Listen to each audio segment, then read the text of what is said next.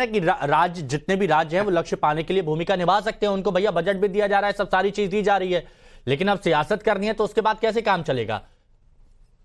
देखिए हिमांशु जी, आज नीति आयोग की गठन 2015 में हुआ था ना। हाँ। मैं वही मेन मुद्दे पे, चूंकि आपने नीति आयोग पर बैठक मतलब डिबेट रखी थी। नीति आयोग की जो मेन योजनाएं थी हिमांशु जी, चाहे वो प्रधानमंत्री जन आरोग्य योजना हो, चाहे उज्ज्वला गैस योजना हो, चाहे जनधन मिशन हो, चाहे जो है उनका बैंक अकाउंट खोलने वाला योजना है, लेकिन इन योजनाओं में कोई एक योजना बताइए। नीति आयोग की रिपोर्टें हिमांशु जी मैं बताऊं झूठ का पुलिंदा साबित हो रही हैं। आप नीति आयोग की एक रिपोर्ट का मैं हवाला दे रहा हूं आपको, जिन्होंने कहा कि MPI multi dimensional poverty index में हमारी जो 25 करोड़ जनता को हम लोग गरीबी रेखा से बाहर निकाला, कोई मतलब 25.8 करोड़ लोगों को। तो आप ये बताइए, अगर 25 करोड़ लोग पॉवर्टी लाइन से ऊपर आए हिमांशु जी, तो इस देश की पर कैपिटा इनकम क्या 136 होनी चाहिए? अच्छा, तो मतलब एक बात यहां पर स्पष्ट कर दीजिए, ठीक है, तो एक बात क्लियर कर दीजिए, यानी बजट को लेकर भ्रम फैलाने की कोशिश की जा रही थी, मेन मुद्दा आपका नीति आयोग से है, ये स्पष्ट कर दीजिए।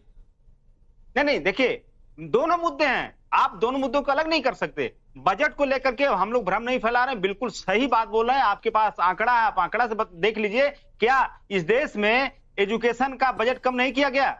आप कृषि का बजट नहीं घटाए, डिफेंस का बजट नहीं घटाए हैं। उत्तर प्रदेश में क्या उस रेशियो में मिला है पैसा जो बिहार में मिला है? उस रेशियो नहीं मिला भाई, रेशियो की बात कैसी बातें कर रहे हैं? ये सारी चीजें आपके सामने स्पष्ट हैं, सारी चीज आप मानना नहीं चाह रहे हैं, समझना नहीं चाह रहे हैं, आप समझना नहीं चाह रहे हैं। वरुण पुरोहित जी, नीति आयोग से दिक्कत है, बजट से दिक्कत है, ये थोड़ा सा स्पष्ट कर दीजिए, क्योंकि आज नीति आयोग, अब शुरुआत का मुद्दा तो बजट से ही उठा ना, उसके बाद आज नीति आयोग का विरोध यहां पर किया जा रहा है।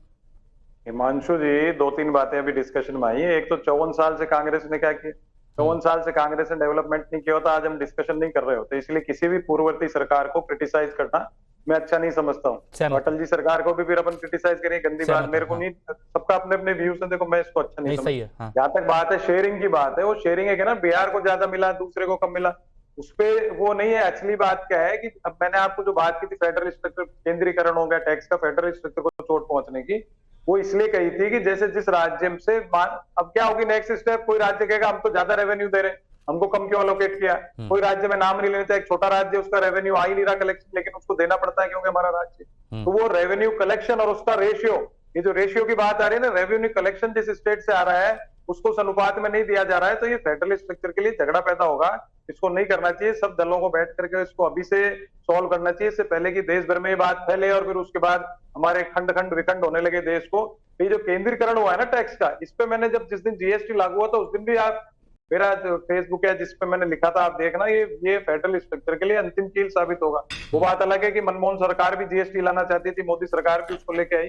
तो केंद्रीकरण टैक्सेशन को हमको कहीं ना कहीं इसको थोड़ा सा वापस जो राज्यों के हक में विभक्त करना पड़ेगा, राज्यों के हाथ में कुछ करना पड़ेगा जैसे पहले हुआ करता था, नहीं तो दिक्कत होगी। क्योंकि जीएसटी से आपने कर दिया, अभी करण जी ने भी कहा बड़ी बड़ी योजनाएं देश में, बिल्कुल सब राज्यों में लागू होती है बड़ी बड़ी योजनाएं, क्योंकि केंद्र सरकार तो अपने केंद्रीय नहीं, आपका पॉइंट वैलिड है पुरोहित जी, आपका पॉइंट वैलिड है, लेकिन मेरे को ये तो बताइए कि ये ममता दीदी क्यों नहीं इस बात को समझ पा रही हैं, वो वहां पर जा रही हैं। मतलब अगर आप लोग कोई कदम उठा रहे हैं और कांग्रेस की अगुवाई अगर हो रही है, तो ये सवाल उठ रहे हैं, ये विश्लेषक जो हैं वो भी ये सवाल उठा रहे हैं कि कांग्रेस की अगुवाई ममता दीदी को पसंद नहीं आती, इसलिए एक कदम आगे रहकर सियासत करती हैं, राजनीति करती हैं। वो ऐसा नहीं है। ममता दीदी इंडियन यूथ कांग्रेस की महामंत्री रही, आनंद शर्मा जी अध्यक्ष थे जब, कांग्रेस बैकग्राउंड की वो बात अलग है, थोड़े रास्ते अलग हो गए, लेकिन कांग्रेस को कोसती बहुत है वो। एक छोटा सा बात, नहीं ऐसा नहीं। देखिए हर स्टेट में हर अपने हिसाब से अपनी राजनीति, मोदी जी अपने हिसाब से करते हैं, कांग्रेस अपने हिसाब से कर रही है, यहाँ 10 जो सब बैठे हैं वो सब अपने हिसाब से कर रहे हैं,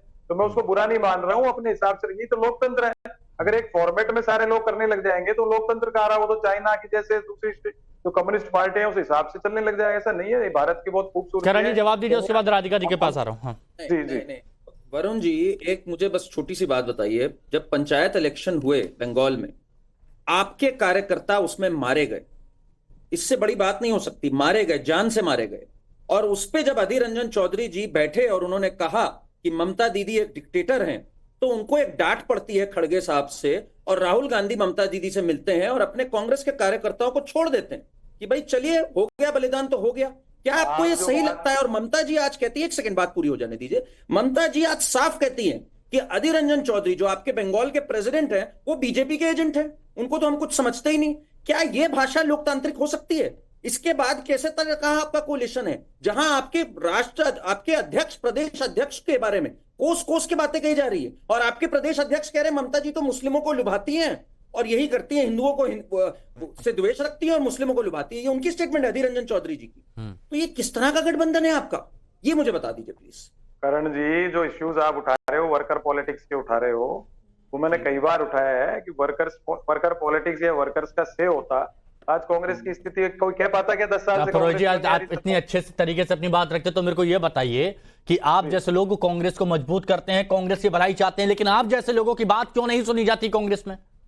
ये तो मैंने आपको कई बार कहा ना, सेंट्रल सिस्टम जो है उसको दुरुस्त करने की आवश्यकता है। 99 में क्यों आती है? अगर सेंट्रल सिस्टम दुरुस्त होता तो सबसे आजाद भारत की सबसे फेल्योर सरकार थी, कांग्रेस की आती 350 सीट 400 सीट, और वो उसका मैंने सिस्टम आपको कई बार अपन ने तो डिस्कशन किया इस बात को, उसमें छुपाना नहीं, तो ये जब तक ऊपरी लेवल तक नहीं जाएगा तब तक तो भला होगा ही नहीं। तो आप लोगों को बुरा नहीं लगता है कि आप लोग इतनी मेहनत कर रहे हैं और ऊपर वाले सब बेड़ा कर देते हैं?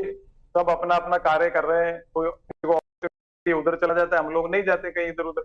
ये अपने अपने संस्कार, अपने अपना बैकग्राउंड है, मेरे इतने बैकग्राउंड है तो मैं नहीं दिशा बदलना चाहता। लेकिन देखिए, वर्कर पॉलिटिक्स तो बीजेपी की भी खत्म हो गई पूरे देश के अंदर। जब से पूंजीवादी व्यवस्था आई है ना, वर्कर पॉलिटिक्स सब पार्टियों को समझ लेना चाहिए, वर्कर्स के से खत्म हो चुके हैं पार्टियों के अंदर।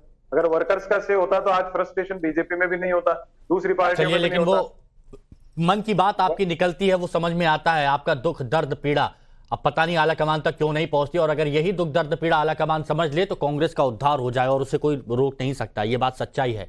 राधिका खेड़ा जी, जिस तरह से वर्चस्व की एक लड़ाई चल रही है गठबंधन में, चेहरा अपना आगे करने की एक कोशिश की जा रही है, मेरे को एक बात बताइए, बीजेपी किसको मुख्य मुकाबला मानती है? राहुल गांधी को, अखिलेश यादव जी को, या ममता बनर्जी को?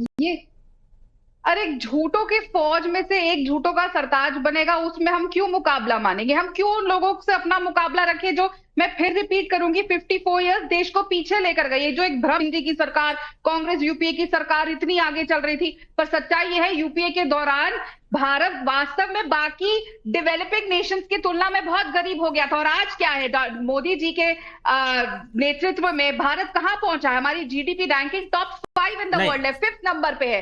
कहां से कहां? राधिका जी, ये तो दिखा है, ये ठीक है, ये आंकड़े जनता के सामने, और यही आंकड़े मैंने जब रखने की कोशिश की तो तौसीफ भाई चले गए सामने। इसलिए बार बार हम लोग सरकार बना रहे हैं। और मैं एक बार फिर कह रहा हूं ये बात, और ये बात तौसीफ जी को सुनना चाहिए कि जब सही आंकड़े यहां पर रखे गए तो तौसीफ खान यहां से चले गए, सुन नहीं पाए। लेकिन मेरे को ये बताइए राधिका जी, इसका जवाब दीजिए कि राहुल गांधी, ममता बनर्जी, अखिलेश यादव, एक बड़ा चेहरा आप किसको मानते हैं गठबंधन में अगर मुकाबला? मैंने जैसा आपको कहा कि झूठों का सरताज किसी को भी बना दे, किसी झूठे आदमी से या किसी झूठे नेता से हम लोग अपना कंपैरिजन क्यों करेंगे? अगर हमारे